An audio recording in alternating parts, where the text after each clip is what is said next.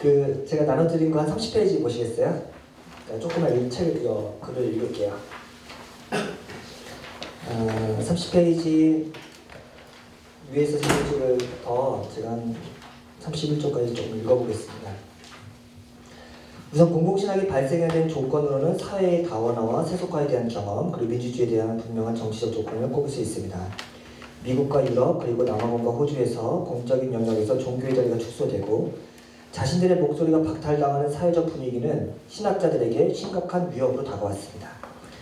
세계화와 다원주의의 측면에서 교회는 전통적인 신학의 양식들이 개인적이고 내면적인 차원으로 붕괴되는 경험을 했고, 이러한 상황 속에서 어떤 방식으로든 대응을 해야 했는데 여기에 공공신학이 그 역할을 해주었다는 것입니다. 또한 공공신학은 민주주의 사회 속에서 신학이 어떻게 건설적이면서 비판적으로 참여할 수 있는지를 다룹니다. 특별히 이러한 논의는 비교적 최근에 민주화를 경험한 남아공과 브라질에서 진지하게 다루고 있는 사회정치적 조건입니다. 절차적 민주주의와 다양한 공론장을 통한 여론 수렴, 협의와 토론을 중시하는 민주주의는 교회의 사회 참여 방식을 근본적으로 다시 생각하게 만들었고, 새로운 사회적 조건 속에서 교회의 역할이 무엇인지 고민하게 만들었습니다. 이러한 조건 속에서 공공신학은 크게 다음과 같은 세 가지 특징을 공유하고 있습니다. 첫째, 공공신학은 모든 사람들이 지적으로 동의하고 인지할 수 있는 보편성을 가지고 있어야 합니다. 즉, 신학의 언어가 내부자끼리만 소통할 수 있는 개통화된 문법이 아니라 모든 사람들이 접근할 수 있고 합리적으로 이해할 수 있는 언어로 표현되어야 합니다. 공공신학이 제기하는 아젠다는 타종교와 세속화된 시민사회 속에서도 충분히 소통 가능하고 이들이 인식할 수 있도록 합리성과 보편성을 담지해야 합니다. 둘째, 공공신학은 신앙의 사사화와 개인주의에 반대하고 성도들의 삶이 교회 내적 윤리로 환원되는 것을 반대합니다. 공공신학은 사회와 문화 속에서 내재된 공통적인 것에 관심을 기울입니다. 따라서 공공신학은 특정한 권력이나 기관에 의해서 사회적 재화가 독점되거나 지배받는 것을 거부하고 공정한 부의 분배와 복지제도에 관심을 기울입니다. 그리스도인들의 소명은 타자와 세상을 향한 책임으로 확장되어야 하고 궁극적으로는 하나님의 정의와 평화가 이 땅에서도 이루어지도록 적극적으로 세상에 참여하는 것으로 성취됩니다. 셋째, 공공신학은 사회 참여의 당위성을 넘어서 그 방법의 정당성을 진지하게 고민합니다. 민주주의 사회는 자유롭고 평등한 시민들의 자발적인 의사소통을 통해 여론을 수렴하고 공동체의 공적인 의사를 결정합니다. 공공신학은 이러한 공론장의 규범적이고 합리적인 소통 과정에 참여하기 위해 민주주의의 질서와 원리를 존중합니다. 따라서 국가나 사회를 향해 일방적인 방식으로 자신의 목소리를 내세우지 않고 혁명적이고 전복적인 방식으로 사회 변혁을 꾀하지도 않습니다. 지금 제가 설명한 것들을 이렇게 압축해서 설명드린 것 같아요. 여러분 이제 보시면 알겠지만 그 내용하고 그 방식을 이제 내용하고 방식 두 가지를 이야기했고요. 그런 점에서 공공신학이 굉장히 젠틀하고요. 한편으로는 그래서 이제 비판하는 사람들은 야 이거 뭐 부르주아들이 하는 해방신학이다 이런 이야기도 있어요. 그거는 이제 나름대로 조금 더 과격한 사람들은 공공신학이 이제 절차를 중요시하고 또 민주주의적인 방식을 중요시하다 보니까 언제 그렇게 해가지고 언제 바뀌냐 혹은 그렇게 해가지고 정말 우리가 원하는 하나님 나라를 이 땅에 이룰 수 있냐 그렇게 말할 수도 있겠죠. 그래서 사실은 아까 제가 얘기했지만 직접 민주주의를 하는 사람들 그러니까 절차와 방식이라는 것은 사실은 민주주의 사에서 굉장히 중요한 거고 그렇기 때문에 그것을 무시할 수가 없는데 오히려 그런 방식은 굉장히 느리면서도 실현 불가능한 이상일 수도 있어요. 정치를 통해서 혹은 우리 사회에서 하나님 나라를 구현하는 게 여러분 이런 민주주의 절차 속에서 가능하리라고 생각하세요? 예, 훌륭한 정치 후보자를 만들어서 여론을 만들고 권력 의지를 그 사람에게 부여해서 국회의원을 만들어야 돼요. 예를 들어서 어떤 방식으로 제도화가 되고 민주주의적인 질서와 확립이 되려면요. 그런 방식으로 예를 들어서 하나님 나라가 어떤 제도화 혹은 어떤 복지 시스템 혹은 신념 이런 것들을 우리 사회에서 어떤 방식으로 구현하려고 한다고 했을 때 가능할까? 예. 하지만 옛날과 같은 방식으로 무슨 혁명을 통해서 이렇게 할 수도 없죠. 지금 다시 그런 방식 물론 그런 방식으로 다시 또 혁명을 꿈꾸는 사람들이 최근에 더 이 민주주의라는 것이 얼마나 허점이 많고 약점이 많은지를 절감하는 사람들이 훨씬 더 다른 방식의 민주주의를 꿈꾸기도 하죠. 제가 아까 얘기했지만 급진적 민주주의도 그런 방식이고. 그래서 오히려 다른 사람들은 이제 그거를 직접 우리가 만들자라고 하는, 그래서 우리가 직접 그것을 보여주자라고 해서 사실 공동체 운동을 하는 사람들이 그런 거거든요. 옛날에 제가 김종철 녹색평론 그 편집장님 항상 그분이 하는 얘기 중에 하나가 있어요. 야, 이 내가 민주주의를 위해서 열심히 투쟁하고 애쓰고 힘쓰는 분들 참 존경한다. 난 그렇게 살고 싶지 않다. 그분들 너무나 존경스럽고 이 좋은 사회를 위해서 만드는데 정말 애쓰는 평생을 그 투쟁하는데 정말 그 사람의 삶은 진짜 투쟁으로 끝난다. 나는 진짜 내가 살고 싶은 사회 내가 여기서 만들 거다. 난 그게 더 관심이 있다. 이렇게 얘기를 하시더라고요. 그러면서 자기 공동체를 통해서 혹은 지역사회에서 실제로 자기가 원하는 사회를 그냥 만들어내요. 물론 제도와 법과 어떤 거시적인 담론을 통해서 그것을 이루어가는 그런 운동도 굉장히 중요하지만 그거는 내 세대에 안 될 수도 있고 다음 세대도 안 될 수도 있잖아요. 하지만 인생이라는 게 그 말을 위해서 투쟁하고 사는 게 피곤하잖아요. 직접 내가 그 우리 마을 공동체를 만들어내겠다 하는 운동들이 있죠. 나름대로 의미가 있다고 생각하고요. 제가 이제 사실은 오늘 남은 시간에 공공신학을 이제 매핑을 하려고 했는데 저도 이제 오늘 논문을 오늘 읽고 저도 뭐 준비하느라고 정신이 없었는데 다 제가 소개를 할 수 있을지 모르겠어요. 근데 뭐 어려운 이야기는 아니고 공공신학을 이렇게 크게 세 그룹으로 많이 이제 모델링을 많이 하는데 물론 이게 뭐 여러분 자신을 이렇게 그러니까 그룹핑한다고 하잖아요. 이렇게 타이포로지로 만드는 것은 굉장히 자기적이고 별로 좋은 방식은 아니에요. 서로 뭐 중첩되는 부분도 많고 서로 섞여 있기도 하니까요. 네, 이제 그냥 흔히 이해하기 쉽게 혹은 뭐 개념 도식화하기 쉽게 하는 것 중에 하나인데 하나가 이제 이거는 뭐 번역을 어떻게 모델 오브 디스클로저라고 하는데 뭐 사실은 쉽게 말하면 폭로의 모델이고 이거는 뭐 게시 뭐 드러낸 뭐 이런 뜻인데 이런 모델이 하나 있어요. 그리고 또 하나는 유니버설 모델, 보편 신학의 모델. 세 번째는 영어는 팩추얼 모델이라고 했는데 이건 뭐 사회학적 모델이라고 하죠. 예를 들어서 예수님은 사회에서 자신의 목소리가 밝히 드러나길 원했어요. 하나님도 자신의 목소리가 발언되잖아요. 그렇죠? 계시라는 것이 감추었던 것이 리빌드 되는 거잖아요. 그러니까 목소리가 계시됐다. 하나님 말씀하셨다. 데오딕시라는 것이 사실은 굉장히 중요한 전통을 가는데 이거는 아까 드렸지만 기독교의 목소리를 사회 속에 직접적으로 발언하는 것을 의미해요. 근데 이 전통이 저는 아까도 얘기했지만 예일학파의 전통이기도 하고 칼바르트라든가 몰트만, 보네포트 이런 방식으로 했는데 이게 무슨 굉장히 투박한 방식이라고 생각할지 모르지만 오늘날 여기서 이런 거 생각해 보세요.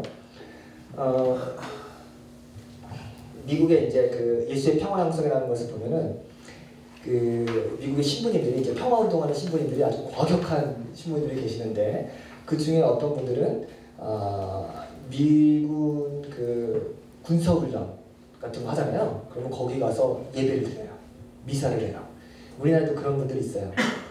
용산 철거민이라든가 광장 그 세월호 참사 때문에 광화문에 가서 그 예배 드리는 분들이 계시거든요. 거기는 의례라고 하는 것 혹은 종교적인 예배 행위 이거를 그대로 광장에다가 가서 드러내 보여주는 거예요. 근데 이게 어떤 효과를 갖고 있을까요? 저는 그래서 이것이 이제 아주 특화된 방식이 저는 1인 시위라고 생각하는데 옛날에는 뭔가 사회를 바꾸려면은 대우를 짜고 진열을 갖춰가지고 뭔가 전복을 시켜놓은 대단하고 그때 혁명이 발달했는데 지금 미디어가 발달하고 그리고 다양한 목소리들이 발달된 사회에서는 피켓 하나 들고 있는 게 세상을 바꿀 수 있어요? 그런데 이게 굉장한 효과를 내거든요. 세상 속에서 우리가 갖고 있는 목소리를 가지고 기독교 전통을 가지고 뭔가 직접 세상과 맞부딪혔을 때 그것이 괜히 세속적인 언어로 번역한 것이 아니라 그냥 기독교의 언어를 가지고 세상 속에 바로 들어갔을 때 가져다 주는 효과가 분명히 있어요. 그래서 팽목항에 가서 예배를 드렸어요. 기독교인들이. 그 예배 자체만으로 주는 상징적인 효과가 있어요. 그건 더 사회학적으로 설명 많이 가능하겠지만 그럼 우리가 갖고 있는 전통, 기독교 전통 이런 것들을 가지고 직접 사회와 맞부딪히는 방식이에요. 그게 바로 이제 폭로의 모델인데 기독교가 갖고 있는 언어를 순화시키거나 타협하거나 유순하게 만들어서 세상 속에 슬그머니 침투하는 게 아니라 직접 드러내는 거예요. 그런 방식으로 세상과 맞부딪혀서 세상으로부터 어떤 충격을 준다든가 혹은 어떤 상징성을 보여주는 거죠. 이것이 사실은 굉장히 투박한 방식이고 옛날에는 이런 게 먹히겠어 했는데 오히려 저는 오늘날 같은 사회에서 굉장히 큰 효과를 주는 거죠. 저는 굉장히 이게 오늘날 이제 이런 방식에는 굉장히 좋은 예들이 우리나라에도 많이 들어왔다고 생각해요. 두 번째 보편신앙 모델은 아까 제가 얘기했던 것처럼 트레이시 같은 모델이에요. 이런 방식 사람들은 정의라든가 평화, 인권 이런 아주 보편적인 담론들을 통해서 기독교가 세상과 만날 수 있는 접점들을 만들어내는 방식이에요. 컨택 포인트를 만들어내는 거예요.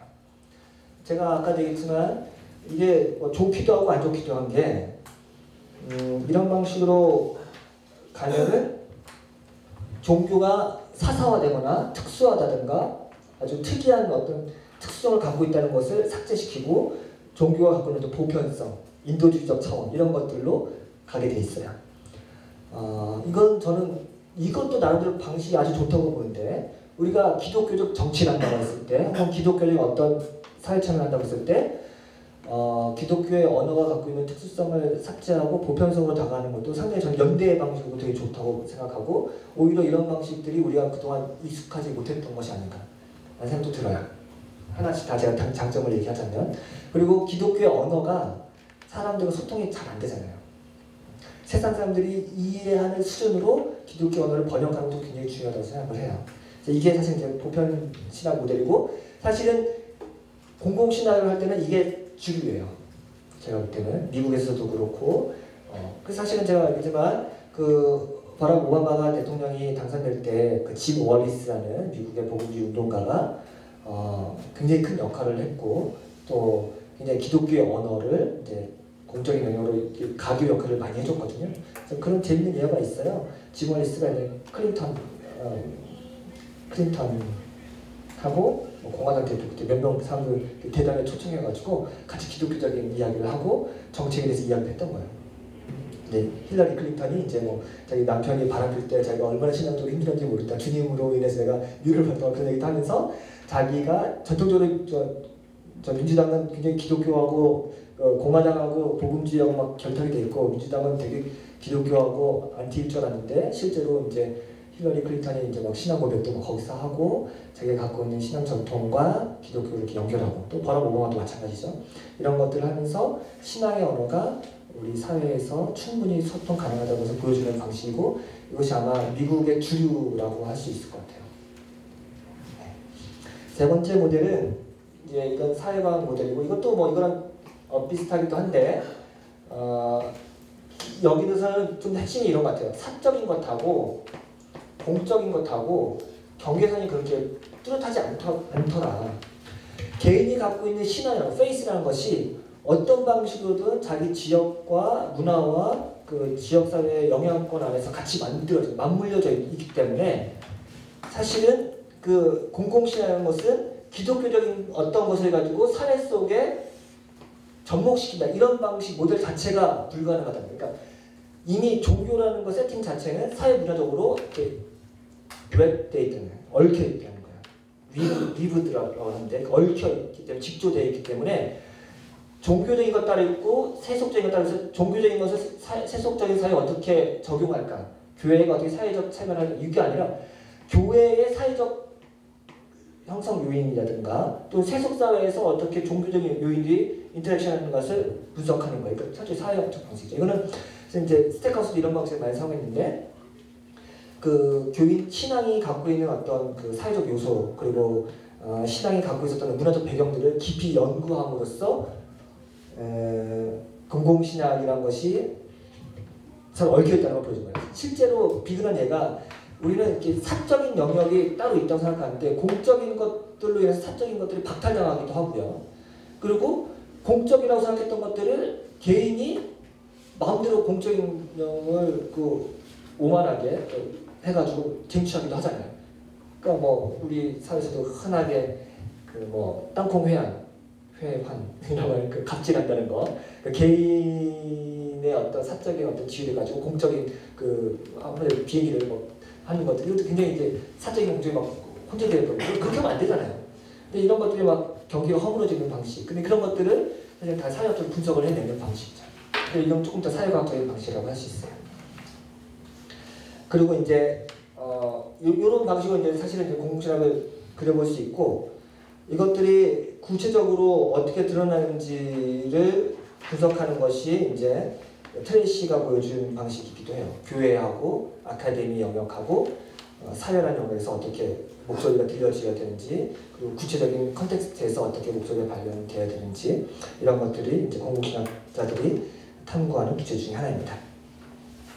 그래서 제가 결론으로 마무리하면요, 제가 이제 하나의 예가 이제 이게 제일 공공신학에서 중요한 테마이기 때문에 이것을 이야기해야 되는데, 그런 얘기를 해요. 가장 좋은 모델 중에 하나가 제 지도 교수님과 프리 교수가 하는 것 중에 하나였는데, 기독교가 갖고 있는 특수성이 보편성으로 이렇게 바뀌는 또 좋은 사례들이 없을까, 그런 얘기를 하거든요.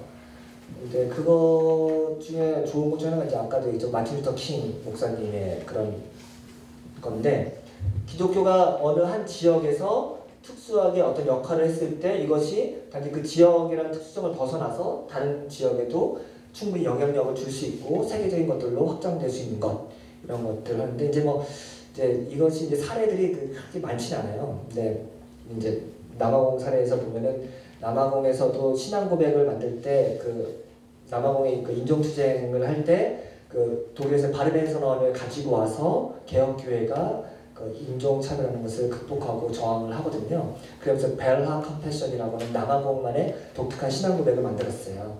이 벨하 신앙 고백이 개혁파 전통에서 만들어진 신앙 고백인데, 이게 어떻게 하다 보니까 개혁파 신앙 고백의 3대 신앙 고백 플러스 1 해가지고 전 세계인들이 고백하는 신앙 고백이 된 거예요. 그 개혁파 내에서. 사실은 남아공 교회의 독특한 경험을 가지고 만들어낸 신앙 고백인데, 이게 어떻게 하다 보니까 전 세계 개혁교회들이 공히 우리가 이제 3대 신앙 고백이라고 하는 1500년대 만들어진 아주 옛날 신앙 고백에 더해서 개혁파 4대 신앙 고백으로 만들 만큼 아주 보편적인 이제 신앙 고백을 됐다라고 하는 예시를 보여주는 거거든요.